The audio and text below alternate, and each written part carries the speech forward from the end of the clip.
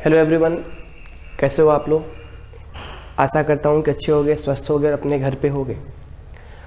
इसके पहले मैंने डाइस के 4 क्लासेस अटेंड कराए थे आपको, जिसमें बेसिक थ्योरी, उनके रूल्स, 1 डाइस के क्वेश्चन को कैसे बनाते हैं, 2 डाइस वाले क्वेश्चन को कैसे बनाते हैं, 3 डाइस में जो इंसर्टेड डाइस वाले क्वेश्चन होते हैं कैसे बनाते हैं, और 4 डाइस वाले क्वेश्चन को कैसे बनाते हैं, सब कुछ बताया गया था। यदि बताने के बाद भी कोई प्रॉब्लम होते हैं तो आप उनको कमेंट सेक्शन में लिखो, ज़रूर बताया जाएगा और बताने के बाद ही हम लोग आगे बढ़ेंगे।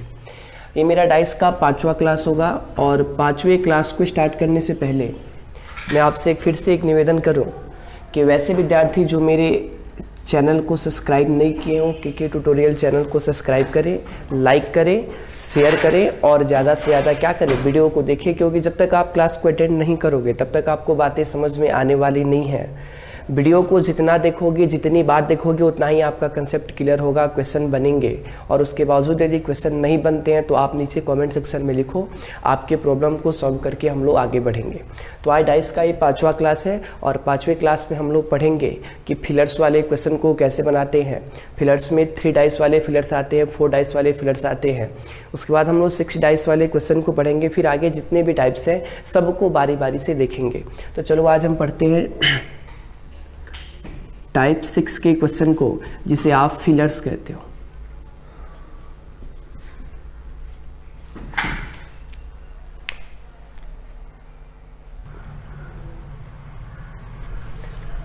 चलिए, आपके सामने क्वेश्चन है टाइप 6 का, जिसको आप क्या कहते हो, फिलर्स कहते हो। ध्यान से देखना, थोड़ी भी मन में ऐसी भावना नहीं होनी चाहिए कि सर क्वेश्चन भारी होते जा रहे हैं, भारी होते जा रहे हैं। ऐसा कुछ नहीं है। जब तक आप क्वेश्चन को पढ़ोगे नहीं, समझोगे नहीं, तब तक वो चीज़ें आपको भारी दिखेंगी। उससे हमें घबराना नहीं है, क्वेश्चन को आप करोगे आसानी से होगा। हाँ, बशर्ते कि जो हम कंसेप्ट आपको दे रहे हैं उसी कंसेप्ट पे काम करना है। दुनिया की कोई भी डाइस के क्वेश्चन आ जाए, आप आसानी से उसे क्या करोगे, सॉल्व करोगे। चलो देखो, फर्स्ट वाले क्वेश्चन की बात करें तो आपके सामने कितने डाइस हैं, 4 डाइस है। देखो, DMS SMW YUD WU और यहाँ पे क्या लिखा है, वाट।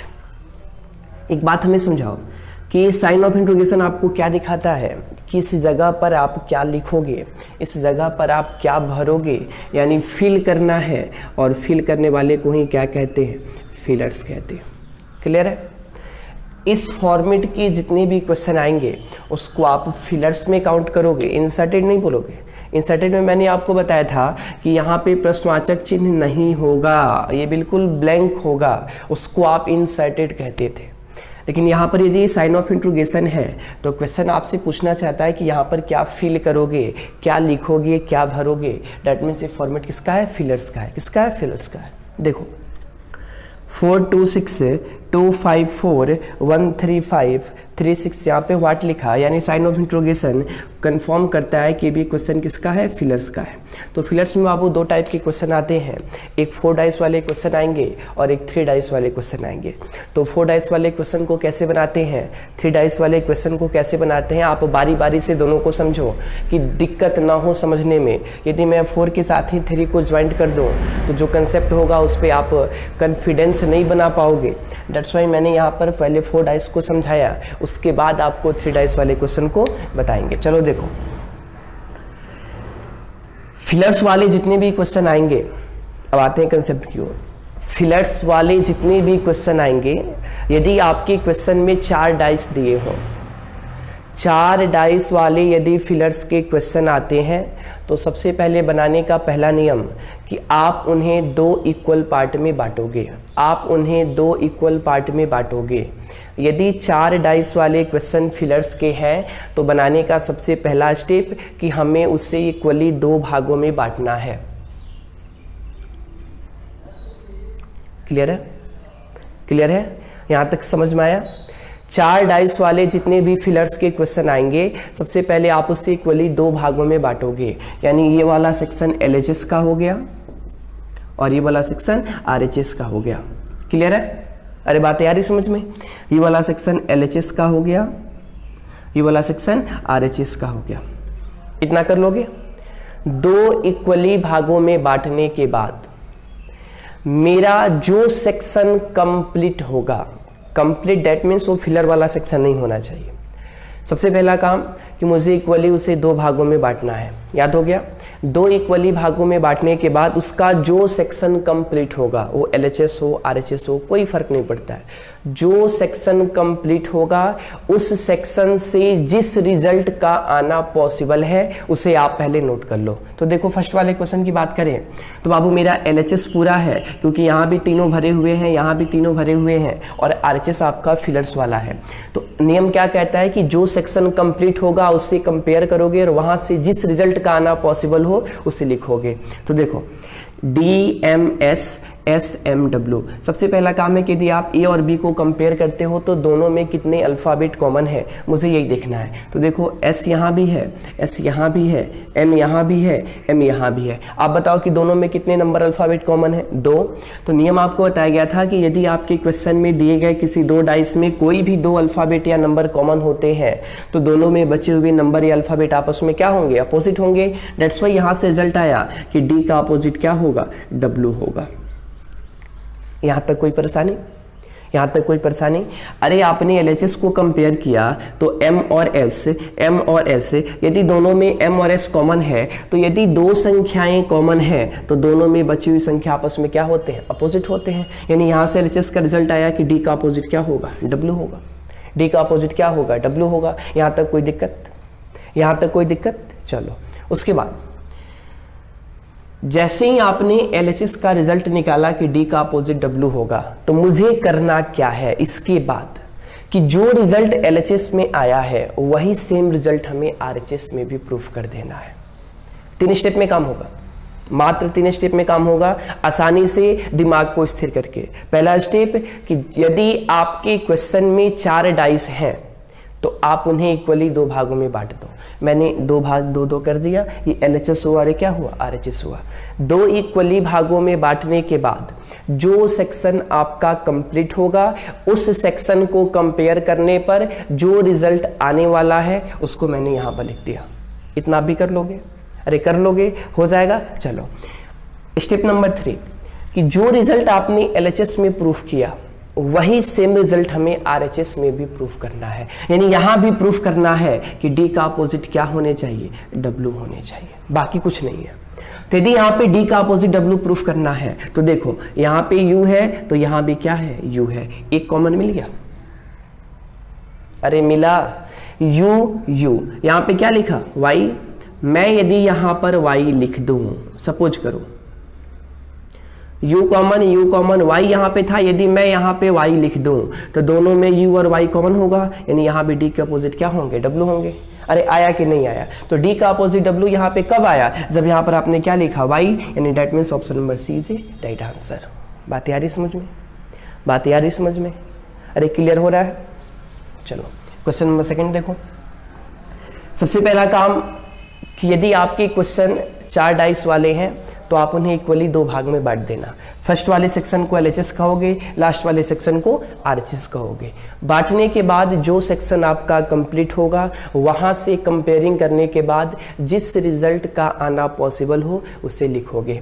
तो देखो LHS मेरा कंप्लीट है तो यहाँ पे 4 4 2 2, दोनों में 2 संख्याएं कॉमन, तो बची हुई संख्या आपस में क्या होते हैं? अपोजिट होते हैं। यानी LHS का रिजल्ट आया कि 5 का अपोजिट क्या होगा? 6 होगा। 5 का अपोजिट क्या होगा? 6 होगा। क्लियर है? अरे यहाँ तक समझ में आया? स्टेप नंबर 3 में करना क्या है कि जो रिजल्ट आप LHS में प्रूफ किए हो वही सेम रिजल्ट हमें RHS में भी प्रूफ करना है। यानी RHS में आप प्रूफ करोगे कि यहाँ पे 5 का अपोजिट क्या होगा? 6 होगा। तो 5 का अपोजिट 6 कब होगा? जब यहाँ पे 3 है तो यहाँ भी क्या है? 3 है। तो यहाँ पे 1 है तो मुझे यहाँ भी क्या चाहिए? 1 चाहिए। अरे तभी ना कि दोनों में 2 संख्याएं कॉमन है तो बची हुई संख्या आपस में क्या होते हैं? अपोजिट होते हैं। यानी यहाँ भी 5 का अपोजिट 6 कब होगा? जब आप फिलर्स की जगह क्या लिखोगे? 1, यानी option number B is a right answer. Clear है? बात आ रही समझ में? स्पष्ट हो रहा है सब कुछ? चलो आगे देखते हैं आप 3 डाइस वाले क्वेश्चन को।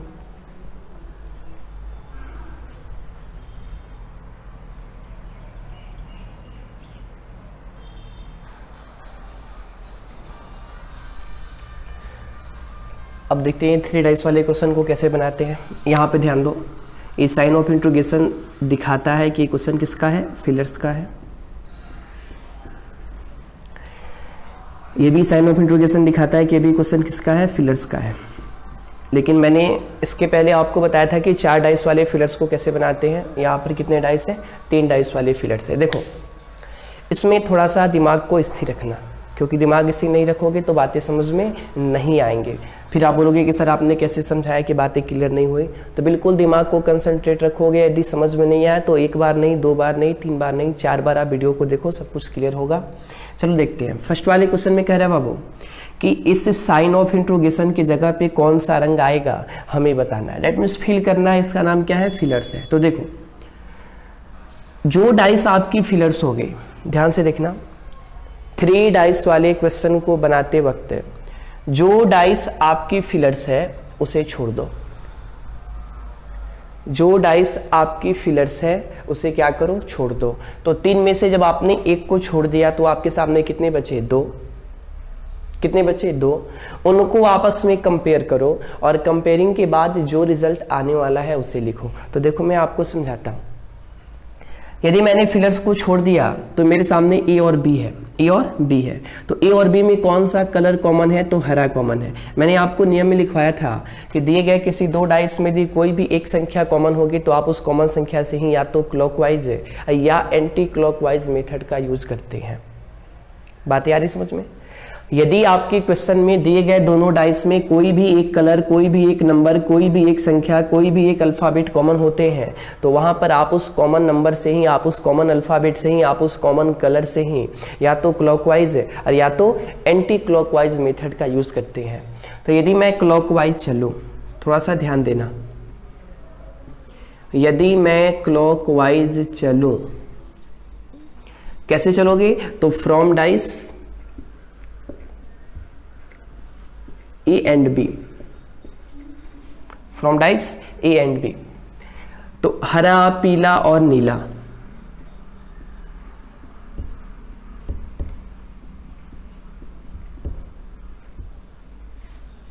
क्लॉकवाइज चले हैं। तो क्लॉकवाइज चलोगे तो जो भी चलना है शुरुआत हमें कॉमन टर्म से ही करना है। और पहले में यदि क्लॉकवाइज चले हो तो दूसरे में भी कैसे चलोगे? क्लॉकवाइज ही चलोगे। तो हरा, पीला और नीला। तो यहां भी हरा, नारंगी और बैगनी। देखो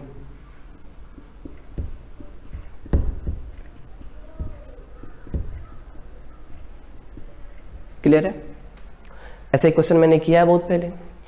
अब नियम कहता है सर कि जो जिसके नीचे आएगा वह इसका क्या है? अपोजिट है। जो जिसके नीचे आएगा वह इसका क्या है? अपोजिट है। तो आप देखो यहाँ पे नीला का अपोजिट बैगनी, पीला का अपोजिट नारंगी, हरा का अपोजिट हरा होगा। अरे कोई भी 2 सेम कलर आपस में एक दूसरे के अपोजिट होंगे? नहीं होंगे। तो बाबा एक चीज याद रखना कि जो यहाँ पे कलर रिपीट करेगा आप उस रिपीटेड कलर के बदले वैसे कलर को लिखोगे जो अभी तक आपके यूज में नहीं आया है। तो देखो यूज में कौन नहीं आया? लाल नहीं आया, यानी हरा का अपोजिट क्या होगा? लाल होगा। यहां तक क्लियर है? अरे यहां तक क्लियर है? बात आ रही समझ में? अब देखो हमें करना क्या है, पहले इसको नोट कर लो।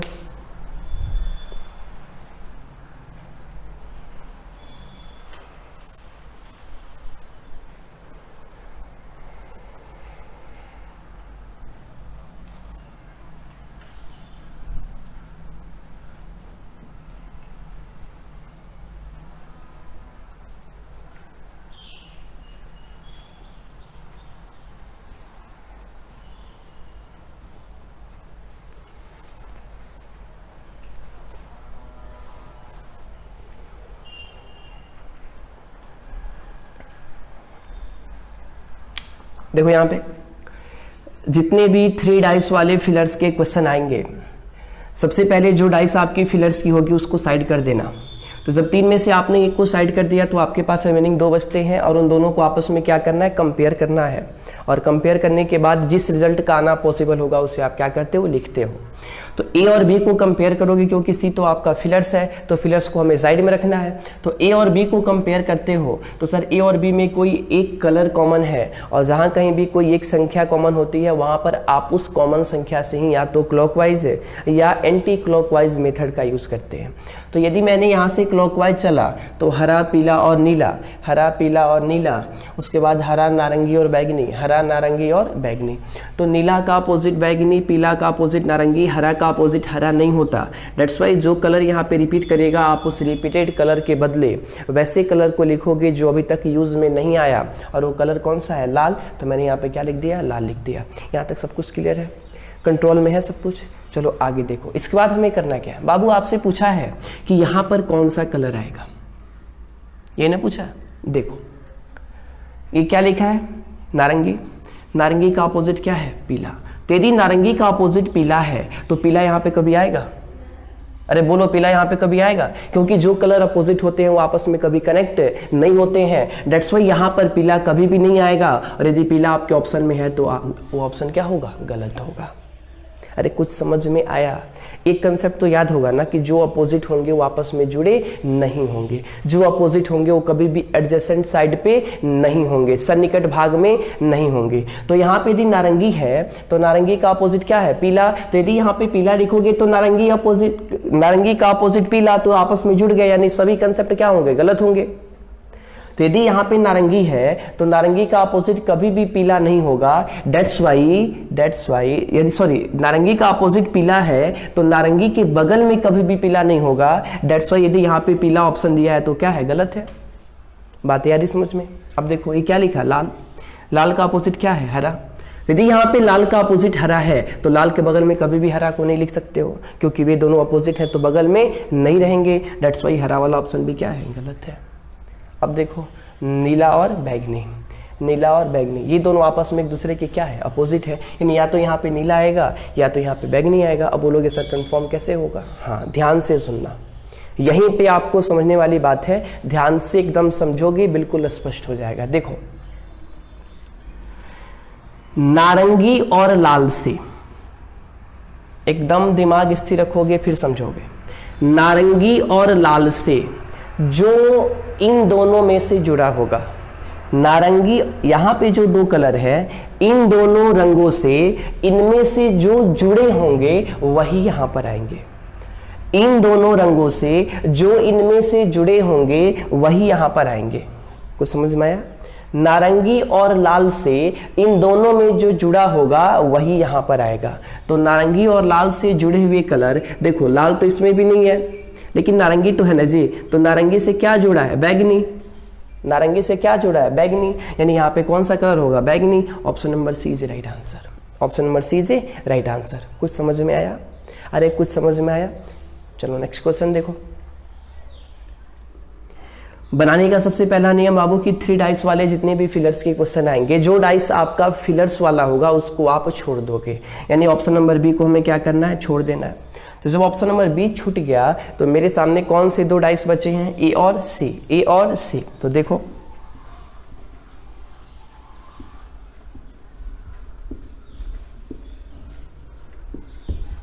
फ्रॉम डाइस ए एंड सी। तो बाबू ए और सी को यदि आप कंपेयर करते हो तो दोनों में देख लो कितने नंबर कॉमन है, पीला, भूरा, ब्लू, नारंगी, भूरा और बैगनी, कोई एक है। तो कोई भी एक नंबर, अल्फाबेट या संख्या, कलर कुछ भी कॉमन होगा तो वहीं पर आप क्लॉकवाइज और एंटी क्लॉकवाइज मेथड का यूज करते हो। तो चलो मैं चलता हूं बाई क्लॉकवाइज मेथड।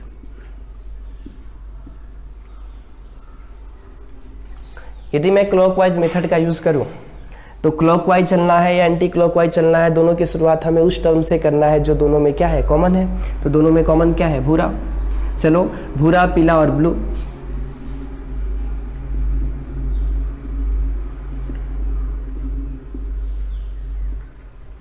भूरा, पीला और ब्लू, भूरा, नारंगी और बैगनी।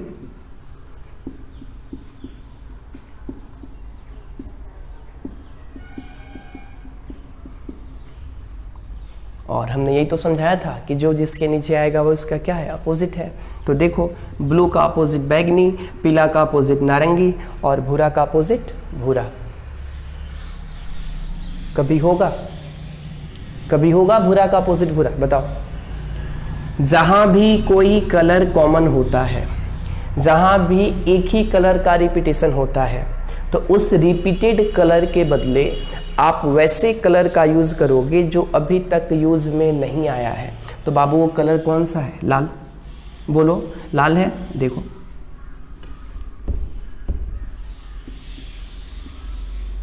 अब यहां पे दिमाग लगाओगे।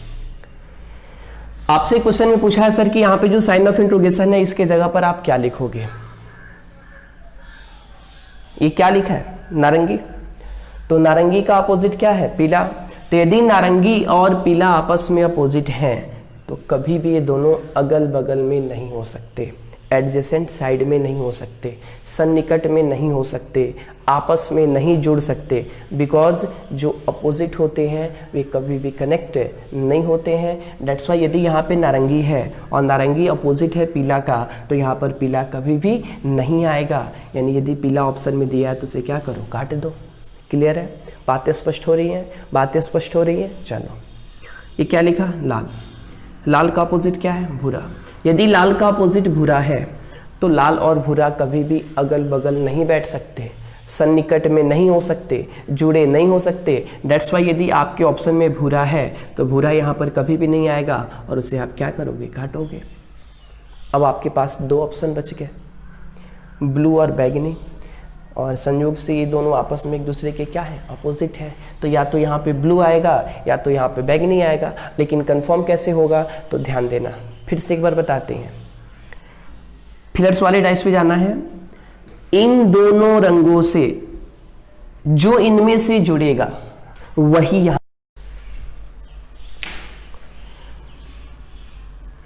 भूरा का अपोजिट लाल, पीला का अपोजिट नारंगी और ब्लू का अपोजिट बैगनी। तो यहां पर आपने भूरा को काट दिया, पीला को काट दिया, अब ब्लू और बैगनी बचा। अब देखो, इन दोनों रंगों से जो इनमें से जुड़ा होगा वही यहां पर आएगा।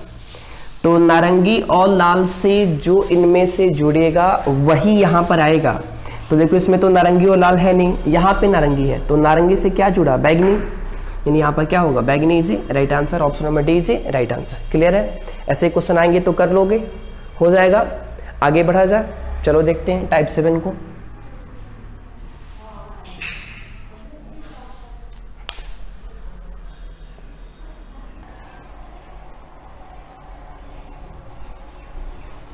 चलिए टाइप 7 को देखते हैं बाबू। टाइप 7 कह रहा है कि नीचे 6 अलग अलग पासों को दर्शाया गया है जिनके ऊपरी सतह पर अंकित अंकों को विलुप्त कर दिया गया है। प्रत्येक पासे के दो विपरीत सतहों पर अंकित अंकों का योगफल कितना है? 7 है। देखो, 1 2 3 4 5 6, कितने डाइस है? 6 डाइस है। कंडीशन दिया है कि इनके ऊपरी सतह पर अंकित अंकों को हटा दिया गया है तथा प्रत्येक पासे के दो विपरीत सतहों पर अंकित अंकों का योगफल कितना है? 7 है। इस लाइन को पढ़ने के बाद कुछ यदि याद नहीं आया तो समझ लो कि पढ़ना आपका क्या है? बेकार है। मैंने आपको बताया था कि यदि दो विपरीत सतहों पर अंकित अंकों का योगफल 7 है, इसका मतलब स्पष्ट है कि वो डाइस कौन सा होने जा रहा है जी? तो ट्रांस डाइस या स्टैंडर्ड डाइस।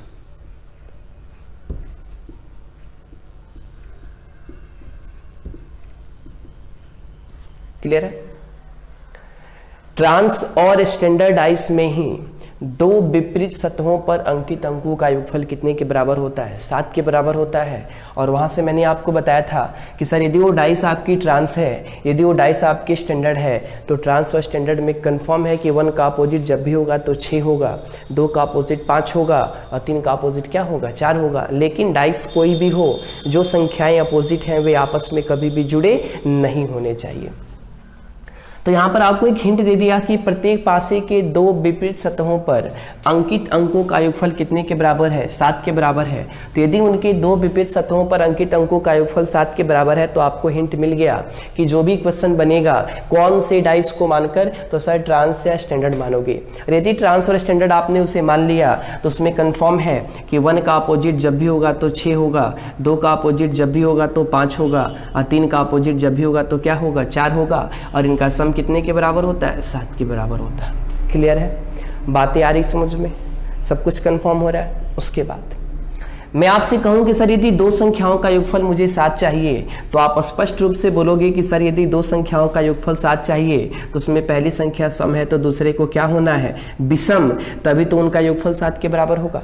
क्योंकि मैंने आपको थ्योरी वाले क्लास में बता दिया था कि कभी भी दो सम संख्या को जोड़कर आप 7 नहीं ला सकते, कभी भी दो विषम संख्या को जोड़कर आप 7 नहीं ला सकते। यदि मुझे दो संख्याओं का योगफल 7 चाहिए तो उनमें पहली संख्या सम है तो दूसरे को क्या होना है, विषम होना है। अरे यही तो कंसेप्ट था ट्रांसडाइज का, स्टैंडर्डाइज का। यदि भूल गए हो तो जाके फर्स्ट वाली थ्योरी को देखो, वहां पे सब कुछ आपको क्लियर रूप से बताया गया है। चलो क्वेश्चन को आगे बढ़ाते हैं।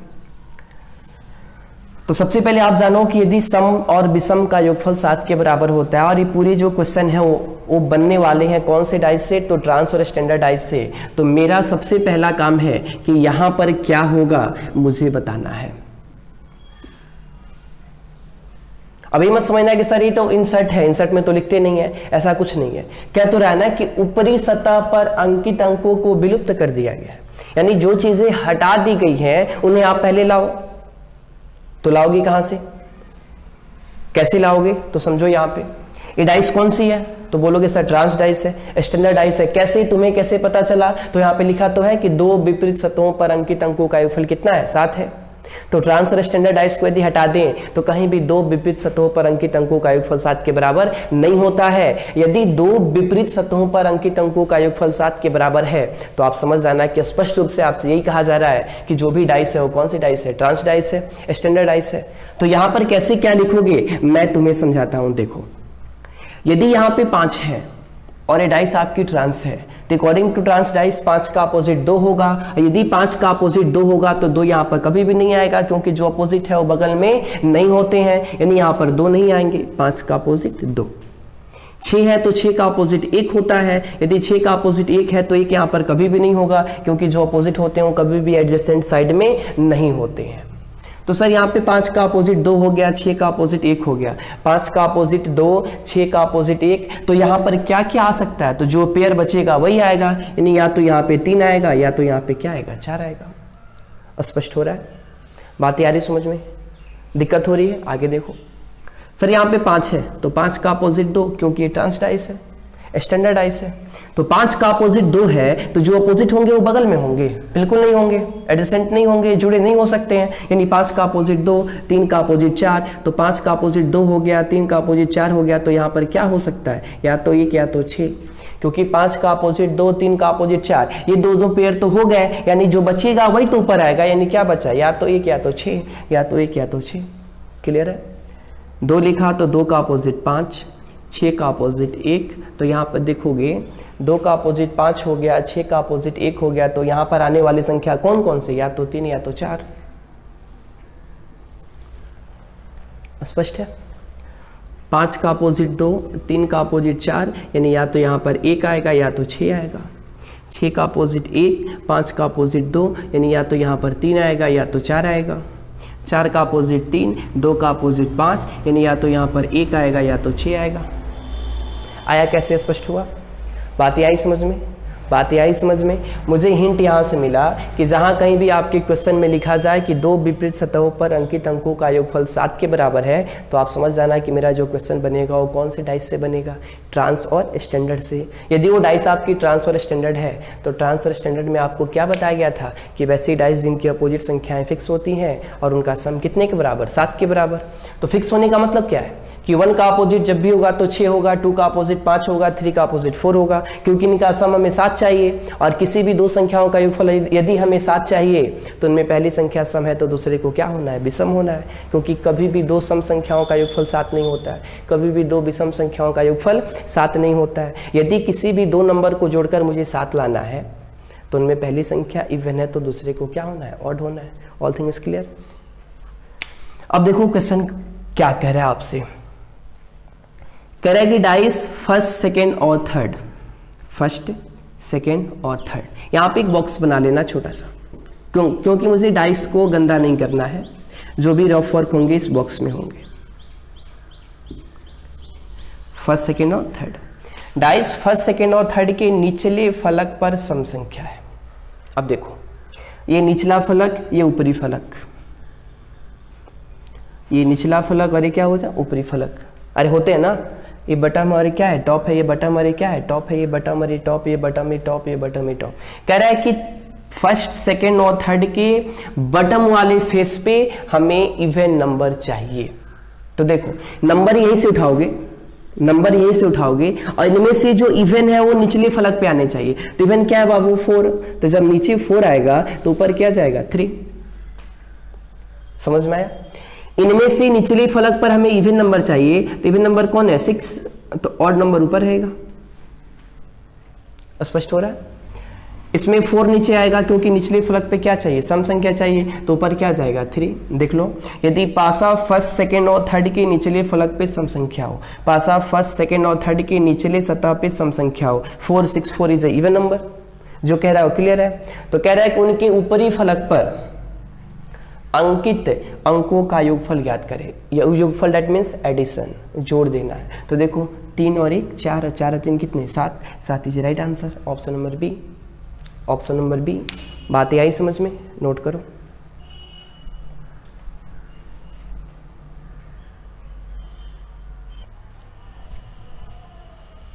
चलिए सेकंड वाले क्वेश्चन को देखा जाए।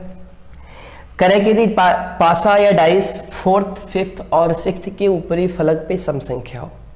अब 4 नंबर 5 नंबर और 6 नंबर को ले लो। डाइस को आप रफ नहीं करोगे, ऊपर वर्क करो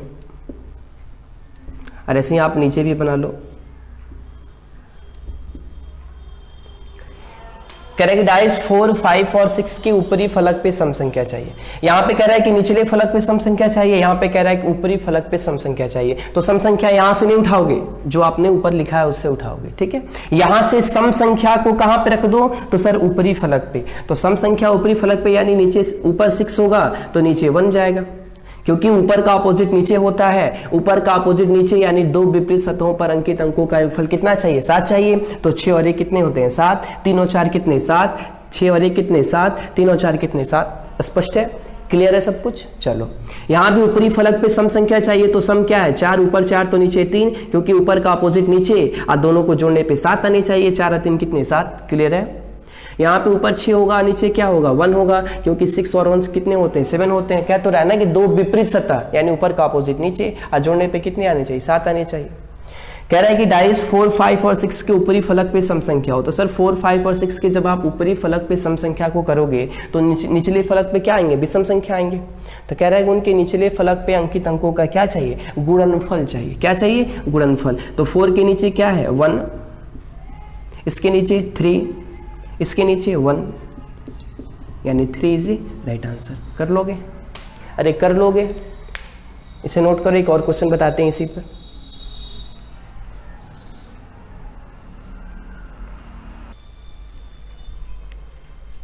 चलिए इसी का नेक्स्ट क्वेश्चन देखा जाए। बाबू क्वेश्चन नंबर 3 कह रहा है कि यदि विषम संख्यांकित, चलो इस शब्द पे ध्यान देना। दो तरह से क्वेश्चन आते हैं, एक तो विषम संख्यांकित होगा और दूसरा होगा बाबू सम संख्यांकित।